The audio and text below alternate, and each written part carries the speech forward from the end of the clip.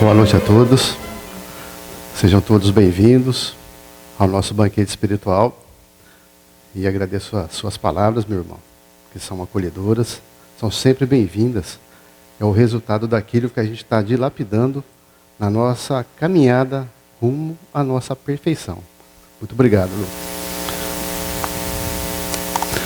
Para o nosso estudo dessa noite, que é o capítulo 21, que versa sobre haverá falsos cristos e falsos profetas.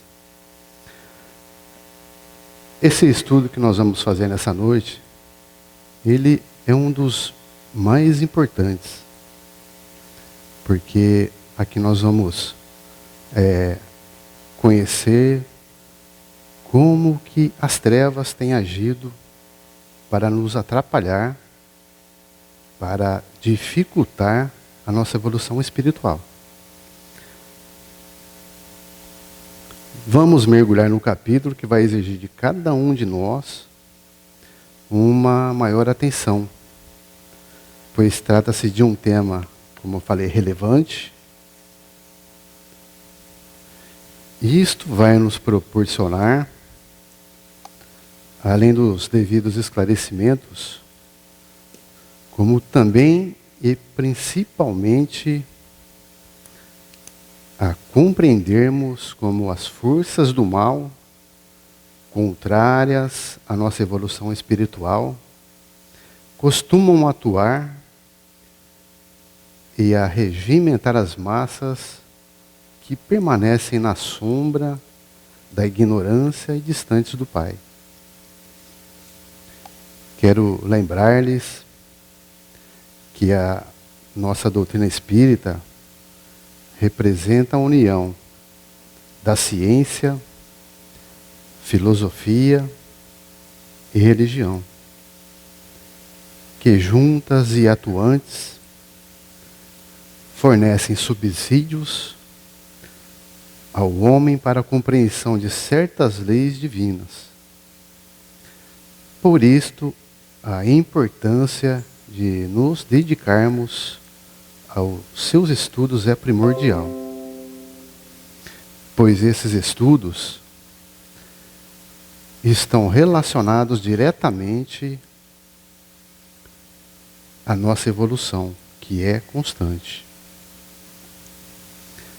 Deus, nosso misericordioso e bondoso Pai, sempre tem enviado ao orbe terrestre espíritos mais elevados,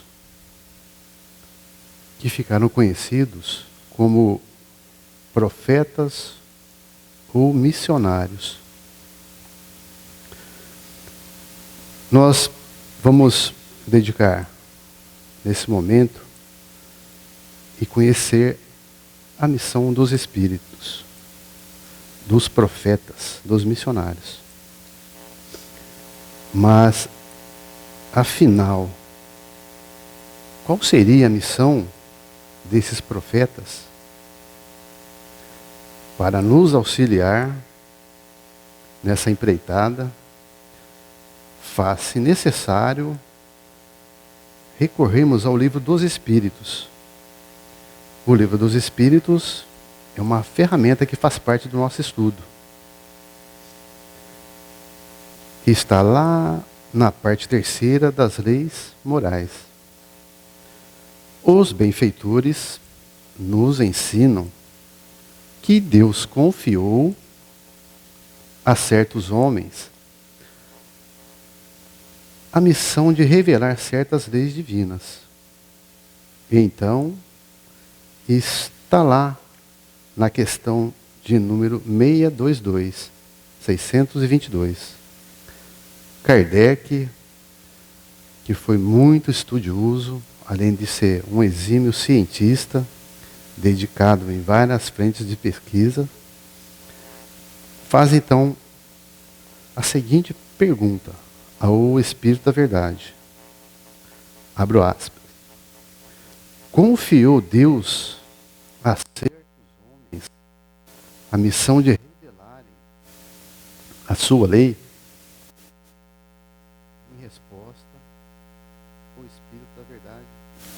afirma: indubitavelmente, sem dúvida, em todos os tempos, houve homens que tiveram essa missão. São espíritos superiores que encarnam com o objetivo, olha só, o objetivo de relembrar ao homem as leis de Deus e assim fazer progredir a humanidade. Os espíritos, as leis morais. Kardec, investindo, aproveitando a oportunidade, ele agora questiona o Espírito da Verdade sobre os prodígios dos falsos profetas. O Espírito da Verdade nos esclarece sobre esse item também. Abro aspas. Levantar-se-ão falsos cristos e falsos profetas, que farão grandes prodígios e coisas de espantar, a ponto de seduzirem os próprios escolhidos.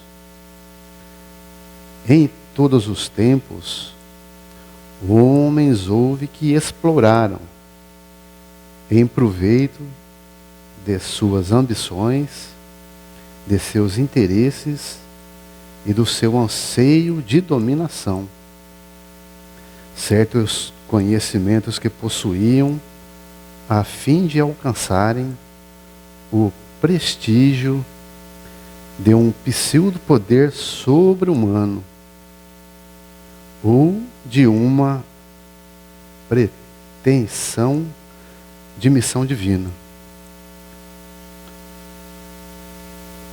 Esse também se refere ao capítulo 21, haverá falsos cristos e falsos profetas. Eu quero fazer aqui a primeira observação. É bom a gente se lembrar da antepenúltima linha.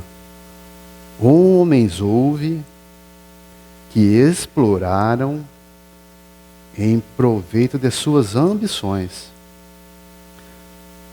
Olha como que é esclarecedor. O Espírito da Verdade, ele afirmando para Kardec que esses espíritos, eles vieram, mas para alcançarem objetivos próprios. Tudo bem? Depois a gente vai complementando para a gente fazendo montagem do nosso quebra-cabeça. Então, a minha primeira observação. Baseado nesse informe, reportado pelo Espírito da Verdade, somando com o pequeno conhecimento que já adquirimos,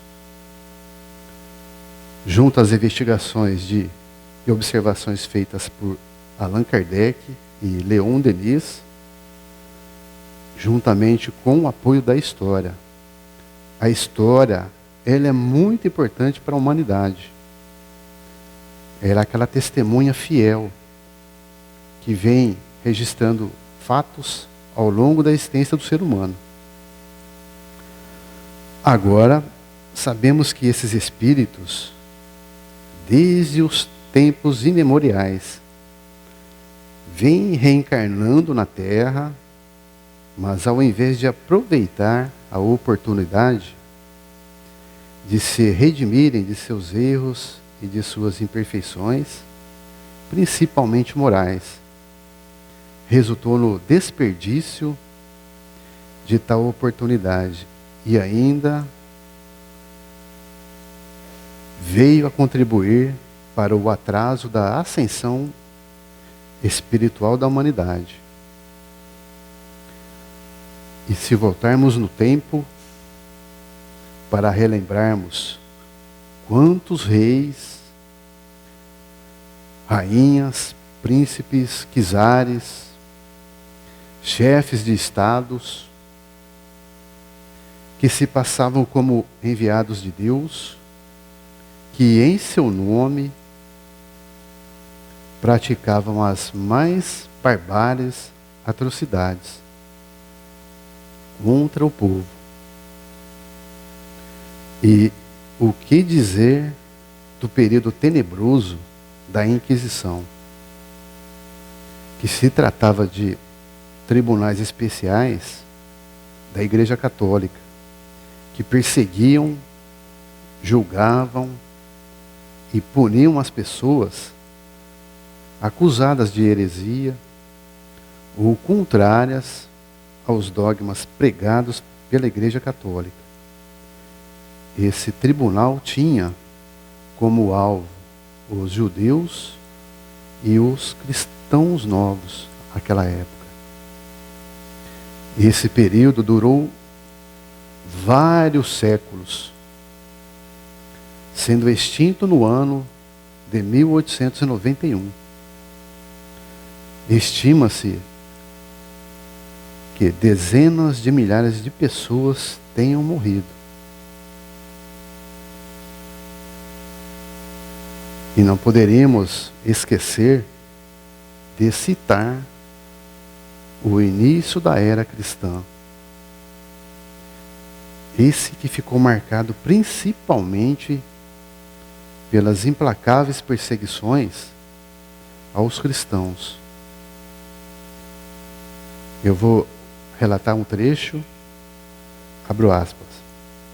No ano de 68, quando as perseguições ao cristianismo iam intensas, vamos encontrar num dos espetáculos sucessivos do circo uma velha discípula do Senhor amarrada ao poste do martírio.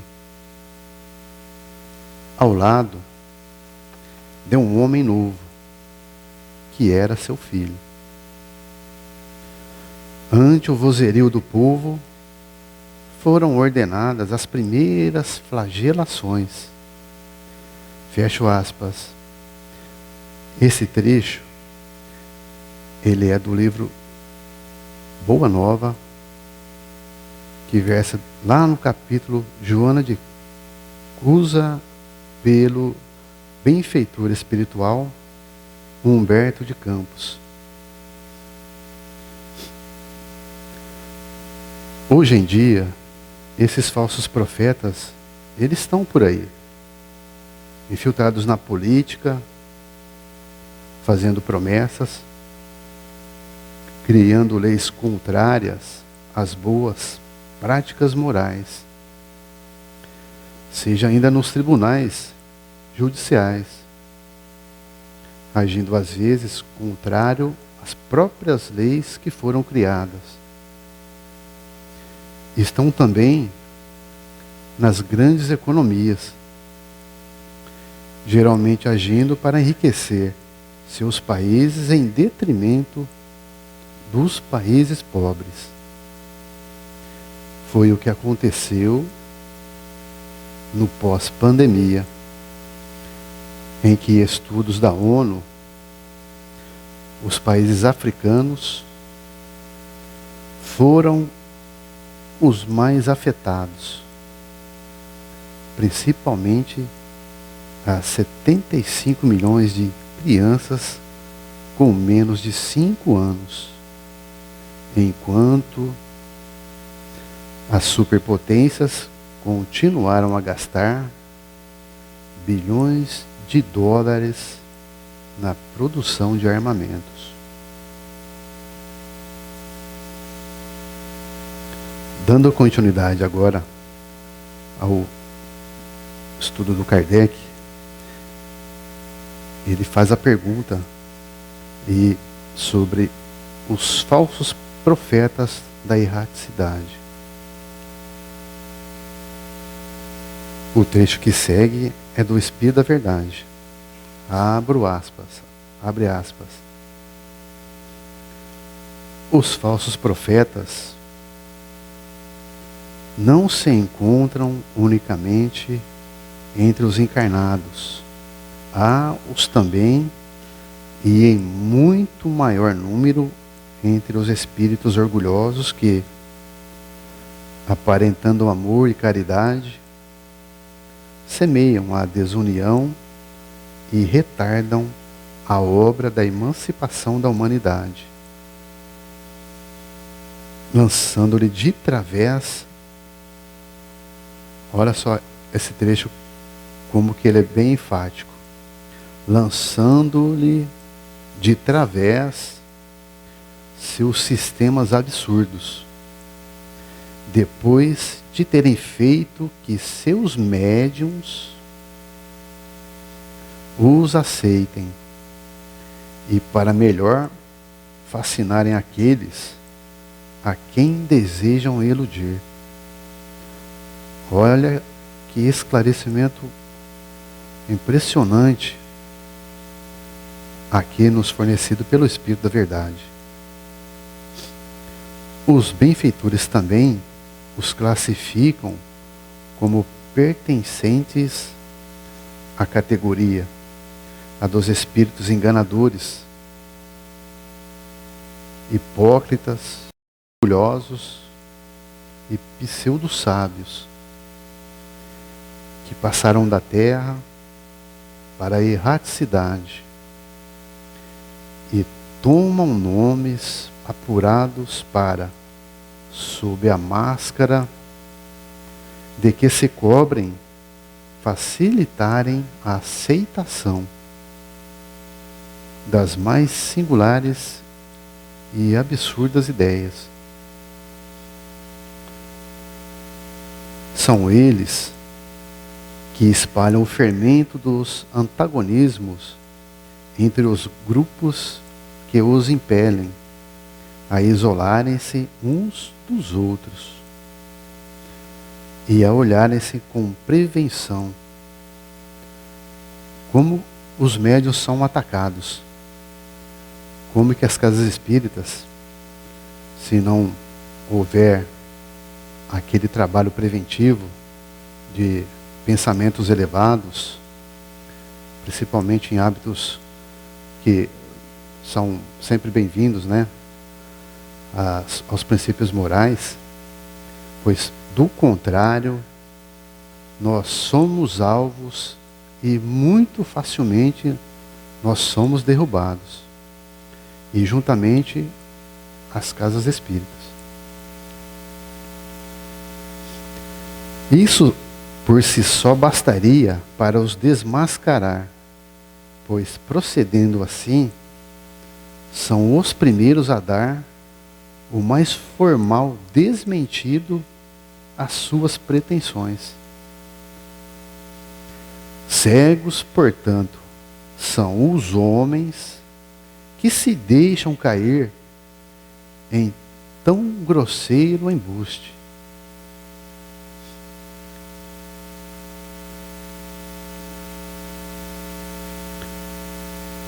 Na atualidade, os grupos mediúnicos estão sendo convocados à intensa atividade no setor das desobsessões, tendo em vista a avalanche de casos dolorosos que se verificam em toda parte.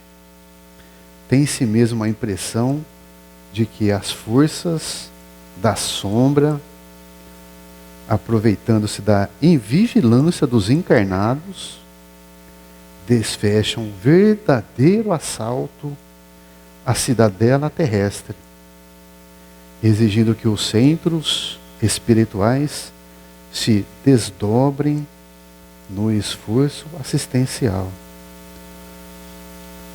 Então, esse último trecho aqui, mais uma vez, a relevância que ele representa. Que as forças da sombra, aproveitando-se da nossa invigilância, é que somos potencialmente alvos fáceis para que, através de nós, eles possam sempre alcançar os objetivos, que como sempre a gente tem relatado, representa às vezes até um retardamento, não só para o médium, para a casa espírita, para a humanidade toda. Ó, desde a obsessão simples até a possessão avançada. Olha o perigo que representa a possessão avançada. A pessoa, dependendo de como ela está sendo influenciada, ela perde a situação de si própria, de governar a si própria. Grande número de criaturas abrindo brechas na mente e no coração, pelas quais se infiltram os desencarnados menos esclarecidos,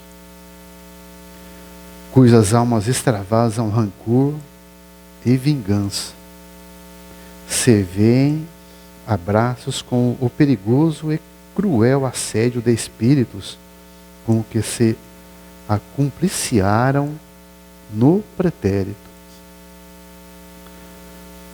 Quanto mais nos envolvemos na ignorância, mais nos tornamos escravos das forças inferiores.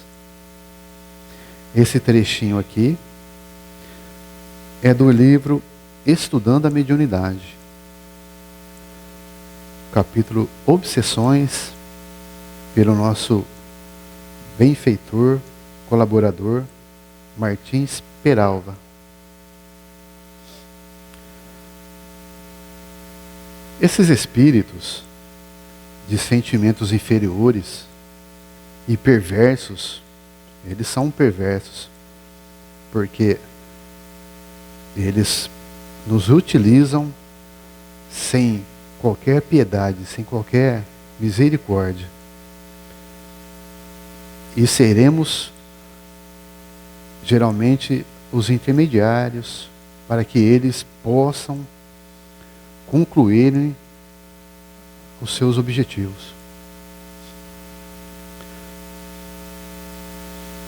Então, esses espíritos de sentimentos inferiores e perversos, tanto de encarnados e desencarnados, de apurada inteligência, vêm cada vez mais se apropriando de nossas mentes, seduzindo-nos e manipulando-nos com maior intensidade, oferecendo-nos prazeres efêmeros através das mais variadas formas de vícios, vidas desregradas,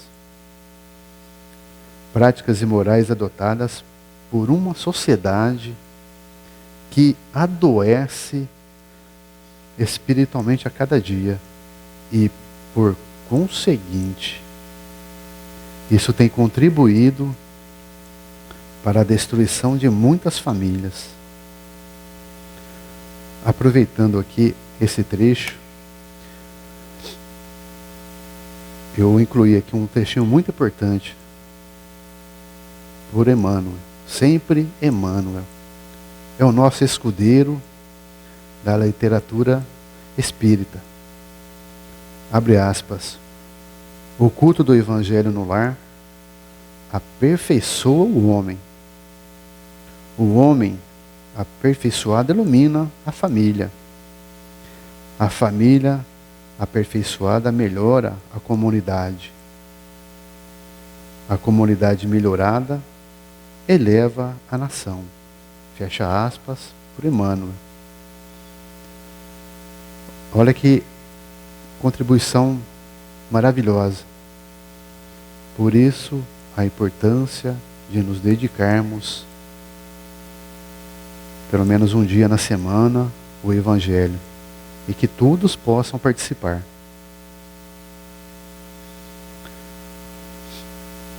Dando prosseguimento, Kardec, na codificação da obra, ele pergunta sobre os caracteres do verdadeiro profeta. Pergunta 624. Qual é o caráter do verdadeiro profeta? O Espírito da Verdade responde: o verdadeiro profeta é um homem de bem, inspirado por Deus. Inspirado por Deus. Pode-se reconhecê-lo por suas palavras e por suas ações. Deus não pode se servir da boca do mentiroso para ensinar a verdade. Isso não tem lógica, não tem razão. Fecha aspas aqui, o Livro dos Espíritos. Aqui tem mais uma contribuição. Desconfiai dos falsos profetas. É útil em todos os tempos essa recomendação, mas sobretudo nos momentos de transição em que, como no atual, se elabora uma transformação da humanidade, porque então uma multidão de ambiciosos e intrigantes se arvoram em reformadores e messias. É contra esses impostores que se deve estar em guarda. Olha o Espírito da Verdade nos alertando. É contra esses impostores que se deve estar em guarda, correndo a todo homem honesto o dever de os desmascarar. Os verdadeiros profetas se revelam por seus atos, são adivinhados, ao passo que os falsos profetas se dão, eles próprios, como enviados de Deus. O primeiro é humilde e modesto. O segundo, orgulhoso e cheio de si. Fala com altivez, como todos os mendazes. Parece sempre temeroso de que não lhe deem crédito. Observai-os, perscrutai-lhes as ideias e os atos, e reconhecereis que, acima de tudo, lhes faltam as qualidades distintivas do Cristo, que são a humildade e a caridade, sobejando-lhes as que o Cristo não tinha, que é a cupidez e o orgulho. Notai, ademais, que neste momento há, em vários países, muitos pretensos Cristos, como há muitos pretensos Elias, muitos João ou Pedro, e que não é absolutamente possível sejam verdadeiros todos.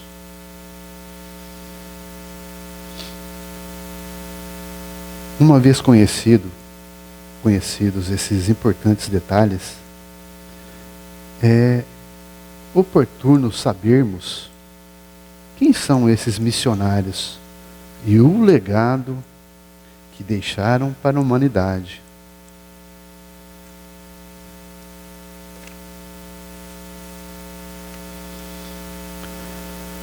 Essa parte aqui é a parte mais linda que eu considerei nos estudos.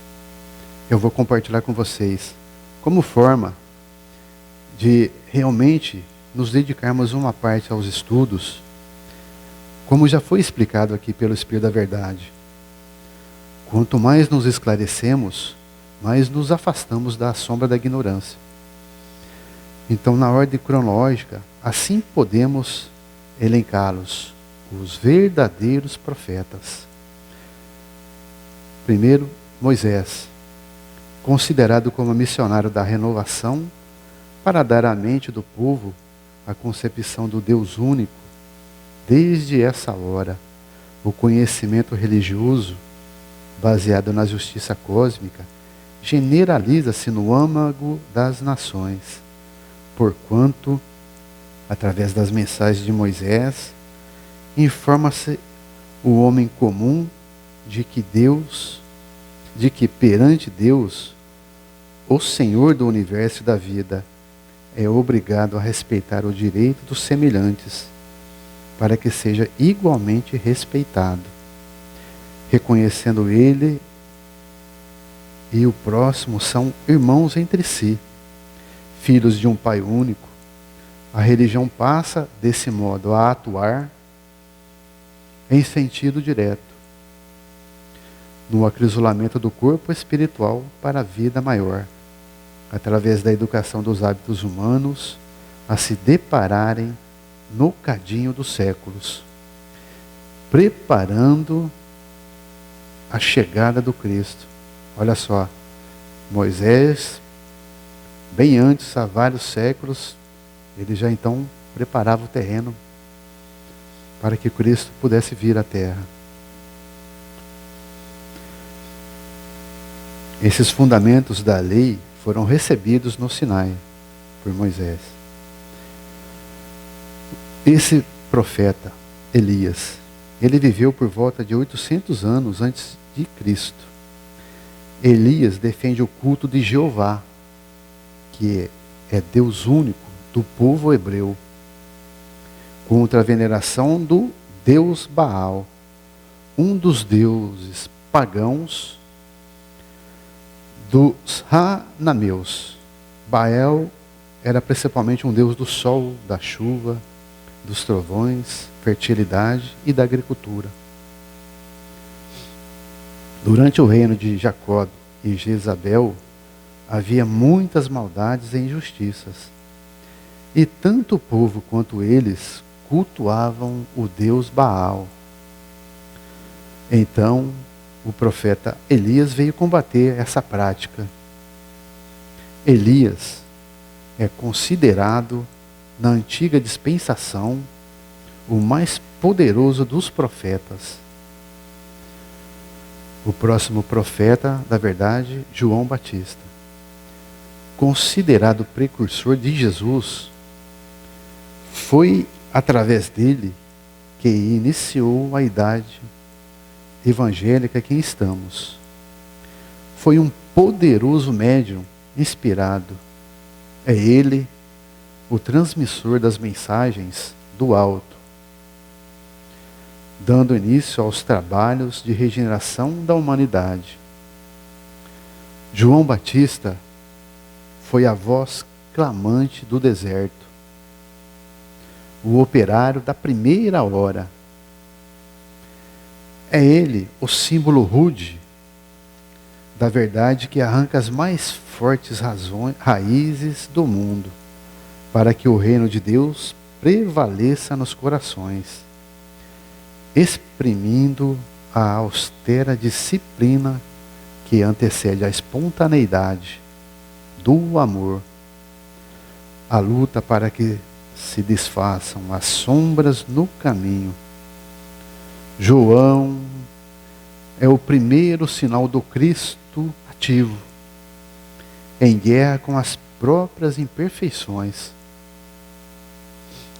de seu mundo interior, a fim de estabelecer em si mesmo o santuário de sua religião com o Cristo.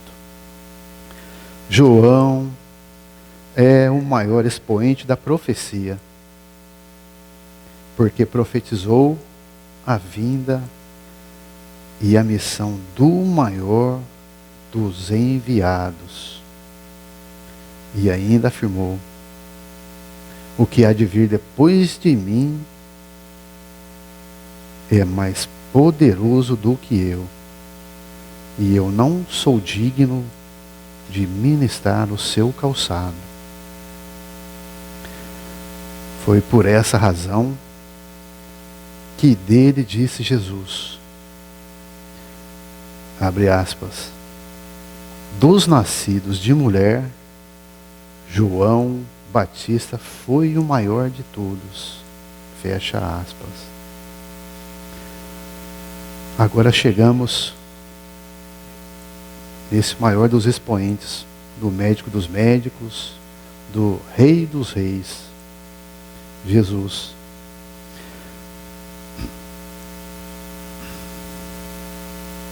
Filho unigênito de Deus, Jesus é a graça e a verdade, que recebeu no Tabor os testemunhos da lei pelo Espírito de Moisés e de profecia pelo espírito de Elias. O nosso mestre é o maior dos enviados. A voz o aclamou quando disse: Este é o meu filho dileto, ouvi-o.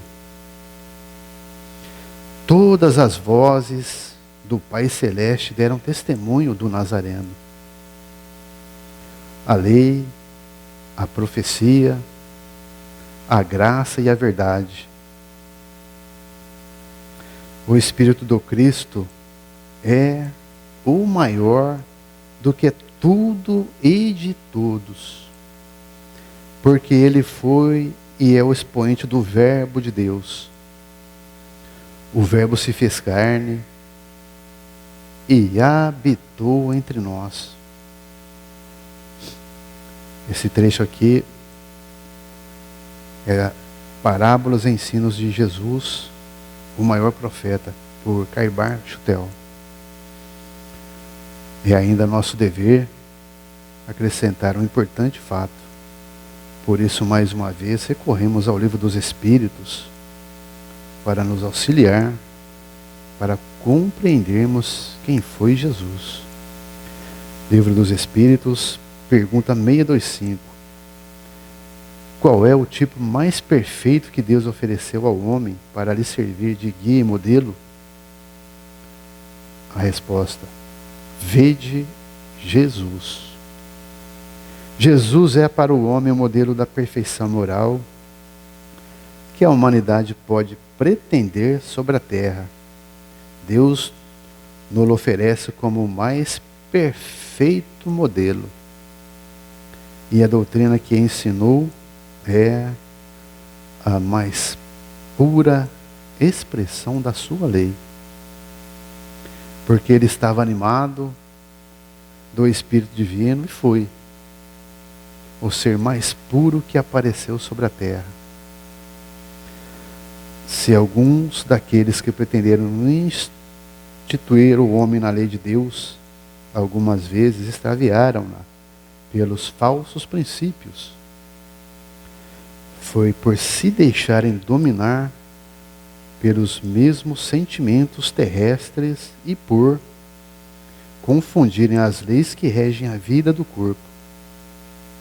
Vários deram como leis divinas o que não eram senão leis humanas criadas para servir as paixões e dominar os homens. Jesus, o sublime peregrino, com uma pregação na montanha, inspirou milhões de almas para a vida eterna. Em sua passagem pelo planeta, foi a sublimação individualizada do magnetismo pessoal, em sua expressão substancialmente divina. As criaturas disputaram-lhe o encontro da presença. As multidões seguiam-lhe os passos, tocados de singular admiração. Quase toda a gente buscara tocar-lhe a vestidura. Dele emanavam irradiações de amor que neutralizavam moléstias recalcitrantes. Produzia o mestre espontaneamente o clima de paz que alcançava quando lhes gozavam a companhia. Ao final de sua trajetória, pregado ao madeiro, esquecido por aqueles que dele receberam a cura para as suas enfermidades, desprezado pela turba que o ridicularizava, ainda rogou ao Pai que lhe explicasse. Retornou ao seu verdadeiro mundo celeste, mas prometendo-nos enviar o Espírito Consolador. Agora Allan Kardec. Estava designado a ele apresentar ao mundo uma nova era, a era dos Espíritos, consagrando dessa forma o Espiritismo como o Consolador prometido. Foi ele quem a codificou, a obra básica da doutrina espírita, auxiliado pelo Espírito da Verdade, que são o primeiro livro dos Espíritos, no ano de 1857. O segundo é a Revista Espírita, em 1858. Em terceiro, o Livro dos Médiuns, no ano de 1861. O quarto é o Evangelho segundo o Espiritismo, no ano de 1864. O quinto, o Céu e o Inferno, a Justiça de Deus segundo o Espiritismo. E o sexto, a Gênese, os Milagres e as Predições, no ano de 1868. Certamente podemos afirmar, convictos de que esses são os verdadeiros profetas, pois podemos reconhecê-los pelas suas ações. Eles são considerados as boas árvores que produziram e continuam a produzir os bons frutos. Os emissários do Evangelho são as estrelas chamejantes que vieram queimar a eiva, limpar a borrasca, atear fogo ao joio, deixando o trigo na sua florescente abundância. Esse aqui é um trechinho do livro Horizontes da Mente, por João Nunes Maia. Portanto, façamos desses esclarecimentos uma importante ferramenta para nos proteger contra as investidas das forças do mal, que são constantes e que tentam dominar o mundo, provocando atraso para que o planeta Terra não alcance a classe dos mundos regenerados. Esse foi o nosso estudo dessa noite. Eu compartilho com vocês a importância de cada dia nos dedicarmos à literatura espírita, ao livro do Evangelho segundo o Espiritismo. Eu quero compartilhar com vocês, para sairmos daqui um pouco mais inspirados, fortalecidos, de bom ânimo, de coragem, de força, para que todos nós estejamos nessa mesma sintonia, que é uma prece que Eurípides Barçanufo, meu conterrâneo, fez a Deus. O universo é obra inteligentíssima, obra que transcende a mais genial inteligência humana. E como todo efeito inteligente tem uma causa inteligente, é forçoso inferir que a do universo é superior a toda a inteligência. É a inteligência das inteligências, a causa das causas, a lei das leis, o princípio dos princípios, a razão das razões, a consciência das consciências. É Deus. Deus, vós que vos revelais pela natureza, vossa filha e nossa mãe. Reconheço-vos eu, Senhor, na poesia da criação, na criança que sorri, no ancião que tropeça, no mendigo que implora, na mão que assiste, na mãe que revela, no pai que instrui, no apóstolo que evangeliza. Deus, reconheço-vos eu, Senhor, no amor da esposa, no afeto do filho, na estima da irmã, na justiça do justo, na misericórdia do indulgente, na fé do pio, na esperança dos povos, na caridade dos bons, na inteireza dos íntegros. Deus, reconheço-vos eu, Senhor, no estro do vate, na eloquência do orador, na inspiração do artista, na santidade do moralista, na sabedoria do filósofo, nos fogos do gênio. Deus, reconheço-vos eu, Senhor, na flor dos vergéis, na relva dos vales, no matiz dos campos, na brisa dos prados, no perfume das campinas, no murmúrio das fontes, no rumorejo das franças, na música dos bosques, na placidez dos lagos, na altivez dos montes, na amplidão dos oceanos, a majestade do firmamento. Deus, reconheço-vos eu, Senhor, nos lindos antélios, no íris multicor, nas auroras polares, no argêntio da lua, no brilho do sol, na fulgência das estrelas, no fulgor das constelações.